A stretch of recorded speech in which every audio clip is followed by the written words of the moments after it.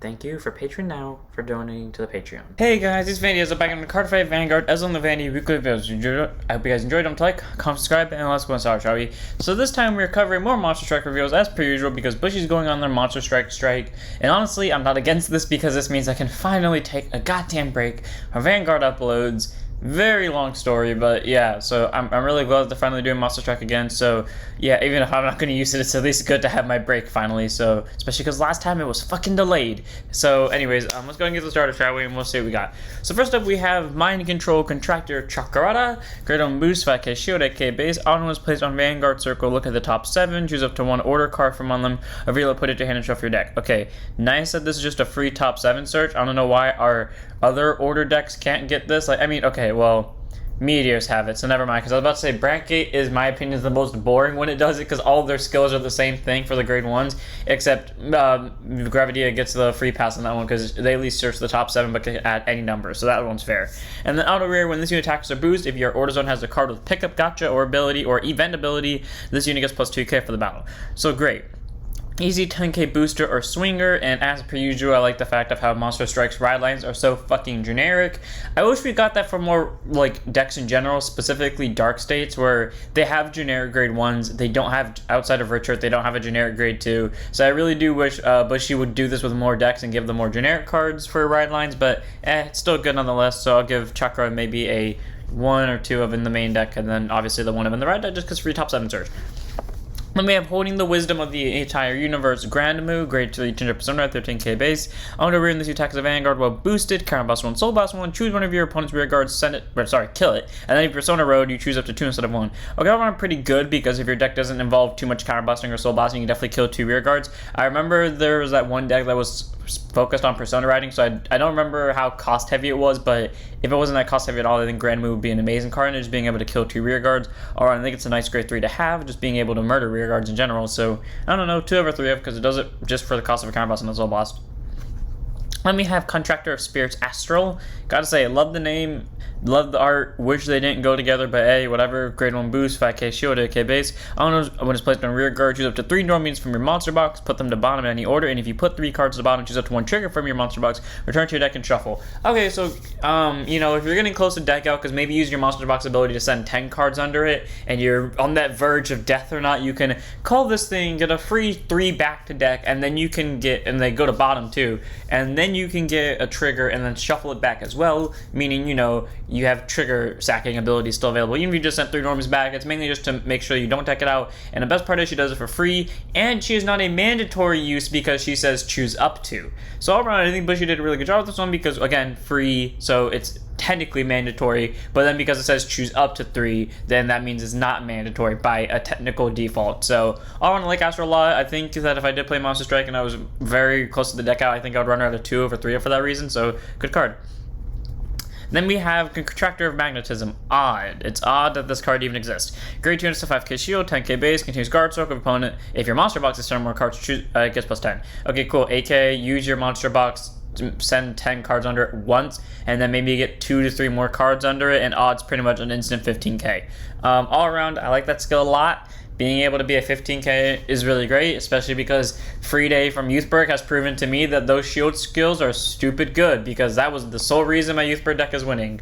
I mean, no, not the sole reason, but the reason why it survives. Yeah, let me rephrase that. The sole reason why it survives to its winning turn is because of Free Day. So, yeah, Odd, normally I would say 0, but Free Day has maybe looked the other way for once, and I'm going to say 2 of, because 15k shield. Then we have Archangel of Dreams, Ramiel. Amazing looking grade 1 in my opinion. Grade 1 boost, 5k shield, 8k base, auto drop zone at the start of your main phase. If your Vanguard is a Guardian of the Heavens and you do not control a unit with Ramiel in its card name, by soul bossing 1, call this card to rear guard, and if there are 2 copies of it, you can only call 1.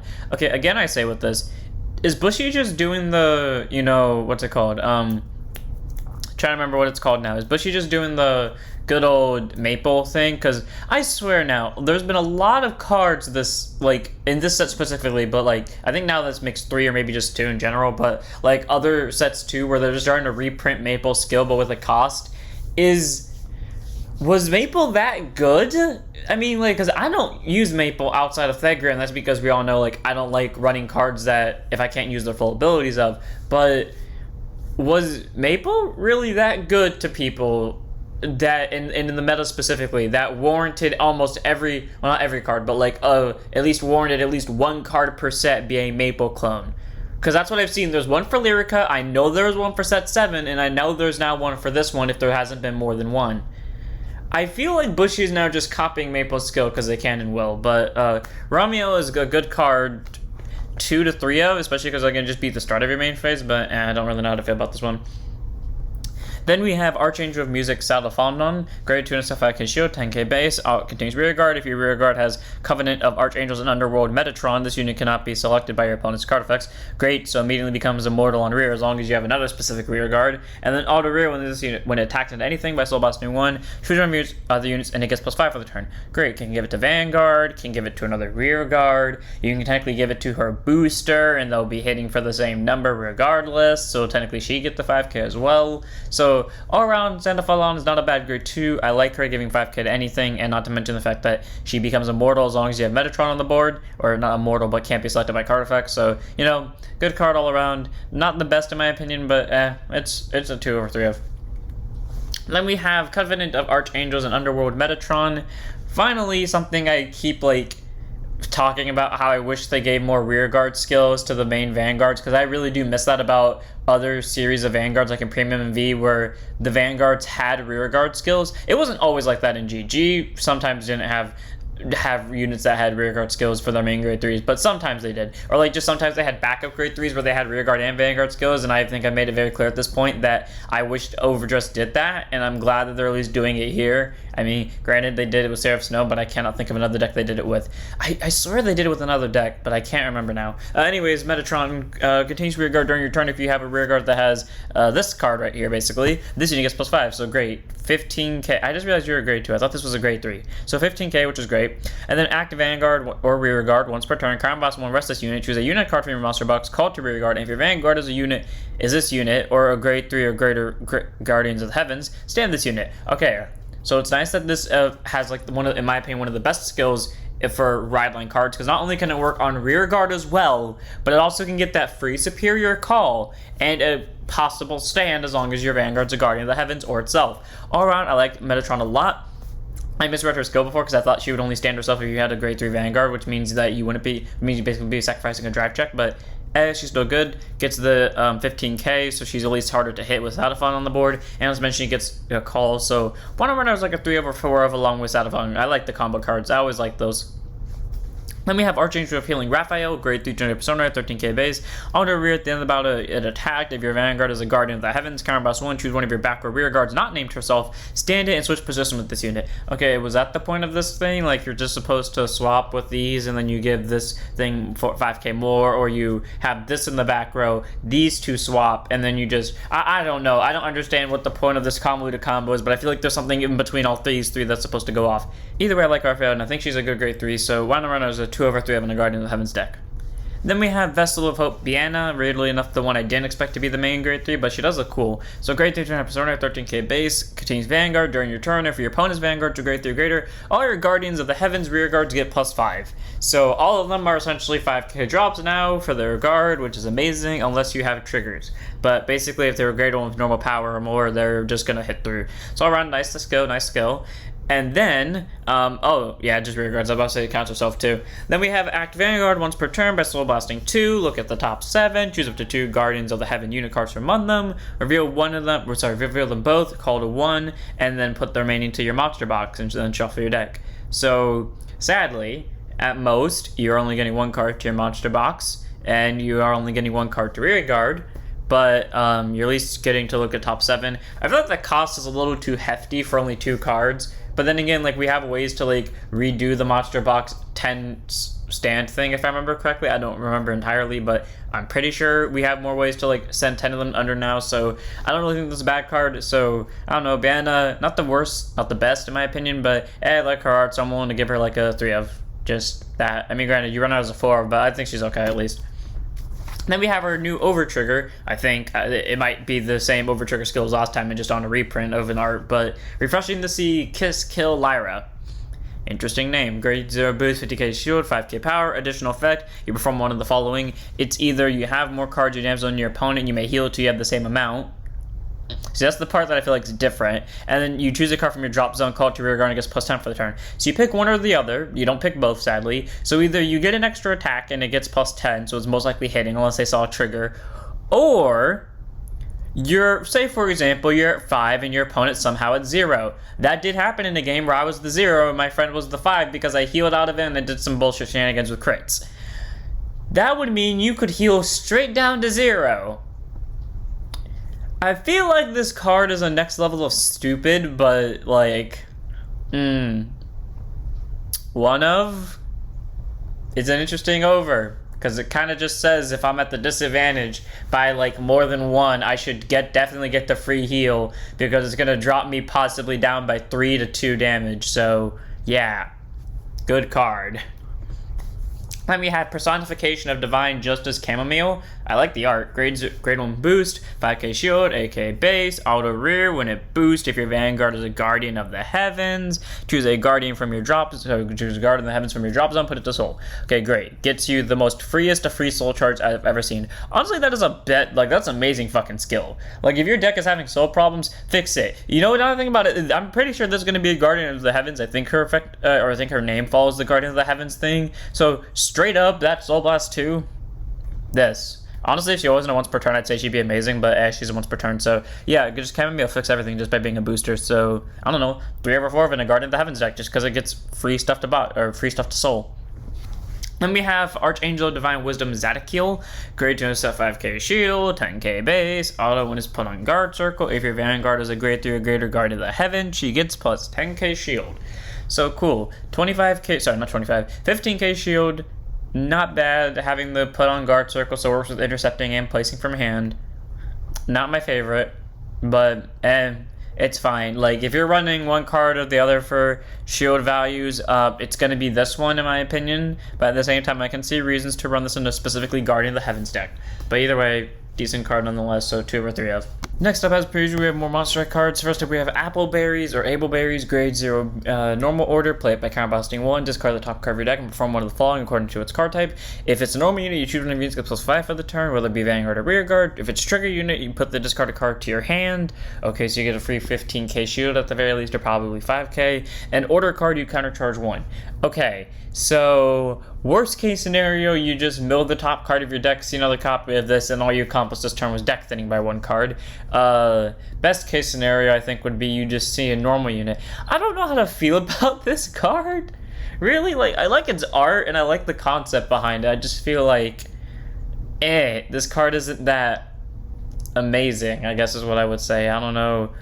2 of it, like, I just don't know. I feel like this would be an amazing card if it went to another nation, just not specifically Monster Striker. I don't know, but 2 of it, I guess. Then we have Courageous Master Zhao Yun, grade 1 boost, 5k shield, 8k base. This cost may be played by counterblasting 1 when he's placed on rear guard. If you persona this turn, discard a card from your hand, draw a card. So either you counterblast 1 to draw 1, or you discard 1 to draw 1. I mean, like, I've seen other free effects before, and I like how the Bushy always gives an alternate cost to those, but, like, at the same time, there are cards where why would you waste time printing an alternate cost when it feels like you could just do the other one? Like, for example, what's it called? The Angel from LS Deals for the grade 1. It says you can Soul Blast 1, I believe it was, instead of discarding a card for the ride deck. But this one is Counterblast 1, draw a card. I don't know. I don't know. This one just feels weird to me. I like the concept behind him. He just, again, feels weird to me. So I don't know, 2 over 3 of if your deck really needs draw power, but it's a good thing he works with any Persona Ride based deck. Okay, let's go ahead and start up with our new order, Tengen Genki. Pick up Gacha as per usual. Continues orders on all your cards with Omari Kunseiya, Doji Girl Yasuka, Mizuki Makujui Kana. I already fucked that up. Odenta Mitsuo or Juzu Tensoku in their card names become Tenken Goka. All your gacha redoors in your order zone cannot be rested, or they get the ability to rest this card. Go to the top 5 of your deck, choose up to 1 deck and cook a uniform on them, put it face up in your monster box, and shuffle your deck. Okay, standard new order. Nothing too really special about it. I mean, it does get the top 5 search, so I don't know, 2 over 3 for that reason. Then we have Heavenly Sword Fire, Onimaru Kutsina. So it continues Vanguard, all your Tenken rear guards can attack your opponent's front row rear guards from the back row and get auto rear guard unless unit attacks, hits. Choose a card from your drop zone, put it to your soul. Okay, nice that it gets free soul charge and something I've been waiting for where we can get consistent back row attack and not have to rely on mag to do it, so that's fun. And then all of them, this you attack Soul Blast one or more cards with Tenken Goken units in your soul, and perform all the following according to the number of cards Soul Blast for the cost. If you Soul Blast one or more, he gets a 10 for the turn, or for the battle. If you Soul Blast 3 or more, he gets a drive. And if you Soul Blast 5 or more, your opponent cannot call Sentinels. Okay, all those soul charges we've had before are going to seem very useful. Too bad one of them wasn't fucking generic, but either way, I like that skill. Getting back row attack consistently, and not to mention getting decent numbers with triple drive also seems pretty great. So honestly, this is actually a deck I might actually play if I did play Monster Striker, just because I like the art and I like the skill. Then we have Heavenly Sword of Dusk Junjin Tetsukune. Auto is placed on Vanguard or Rearguard. If your Vanguard is Tenka Goken, Counterblast 1, choose a Tenka Goken unit card from your different card name from this card in grade equal to or less than your Vanguard. Call it from Drop Zone or Monster Box to Rearguard. Okay, cool. All around, I think that's actually an amazing skill for a grade 2 because it works on Vanguard or Rearguard. Again, I say something I'm glad that Bushy's finally doing again, and getting just a Rearguard for just a counterblast, and then auto rear with your attacks into the battle. This unit gets plus 2 for the rest of for each of your rested units. Okay, cool. Good that it can attack last. Kind of has like that greed on base skill where you want to swing with it last. So, alright, I like that card. Seems really good actually. Just getting that Rearguard call and the extra 2k, or technically an extra 10k basically. So, I don't know, 4 are probably in a Tenken Goken deck. Then we have Heavenly Sword of Dawn, Odin Mitsumaru, auto rear in the battle attacked or boosted. If your Vanguard is a Tenken Goken, cast, put it to soul, countercharge 1. Okay, simple cost, just to countercharge 1. All around, that's actually a skill I like, and of course we can't get this in another deck, but I like the fact that we're getting it here, so I'm giving this a straight up 4 of in this deck. Then we have Heavenly Sword of Waves, Dochi Gacha Yutsanu, Active Monster Box. If your Vanguard's a grade 3 or greater Tenken Goken, Soul Blast 1 to call itself, so that's pretty good. I think the Monster Boxes are once per turn calls, so it's nice that you can get one for free, basically. And then auto rear when this unit attacks. If your Vanguard is a Tenken Goken, counterblast 1 and put this card from your drop into your soul, or put a card from your drop into soul.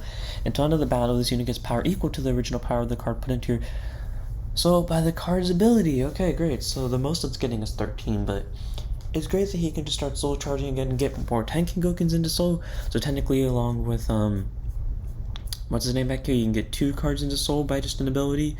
I mean, granted you have to pay 2 counterblasts, but sorry, no, this one you have to do it. So all around, I think it's a good ability. I like that, getting the soul card just on attack. So I don't know, 4 of, and I've lost my place. Oh yeah, this was the 4 of.